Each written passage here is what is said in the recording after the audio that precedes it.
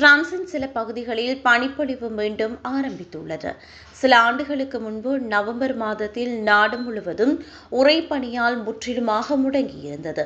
அதனை நினைவூட்டும் வகையில் இந்த நவம்பர் மாதமும் அமையும் என எதிர்பார்க்கப்படுகிறது. பிரான்சின் பெரும்பகுதி இலையுதிர்காலம் தொடர்ந்தாலும் ஆல்ப்ஸ் மலைகளில் மேற்கு பகுதிகளில் குளிர்கால தாக்கம் ஆரம்பித்துள்ளதாக வானிலை ஆய்வு நிலையம் தெரிவித்துள்ளது. அங்கு முதல் பனிப்பொழிவு விழுந்துள்ள நிலையில் சில பகுதிகளில் பனிப்பொழிவு 50 சென்டிமீட்டர் வரை எட்டியுள்ளன. வறண்ட மற்றும் லேசான குளிர்காலத்தை வானிலை அவதான நிலைய முன்னறிவித்தல் இருந்த போதிலும் தற்போதுள்ள பனிப்பொழிவு மற்றும் குளிரின் தீவிரம் காரணமாக கடந்த காலத்தில் நவம்பரில் ஏற்பட்ட தீவிர வானிலை நிகழ்வுகள் மீண்டும் நிகழ உள்ளதாக கருதப்படுகிறது. 1919ஆம் ஆண்டு நவம்பர் 14ஆம் திகதி இந்த அரிதான தீவிர தன்மை கொண்ட பனிப்புயலால் பிரான்ஸ் முடங்கியது. பாரிஸில் மட்டும் 20 சென்டிமீட்டர் வரை பனிப்பொழிவு ஏற்பட்டது.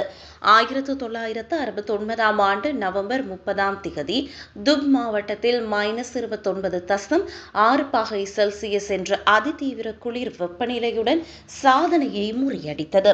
1980ஆம் ஆண்டு நவம்பர் 5 மற்றும் 6ஆம் திகதிகளில் பிரெஞ்சு வரலாற்றில் 6வது முறையாக நவம்பர் மாதத்தில் உறைபனி நிலவியது.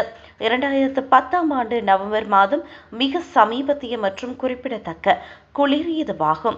-15.3 பாகை செல்சியஸ் முதல் 16.8 பாகை செல்சியஸ் வரை பதிவாகியிருந்தது. இந்த நிலையில் இந்த வருடமும் இவ்வாறான குளிரான நவம்பர் மாதத்தை எதிர்பார்க்க வாய்ப்புகள் உள்ளதாக வானிலை அவதான நிலையம் தெரிவித்துள்ளது.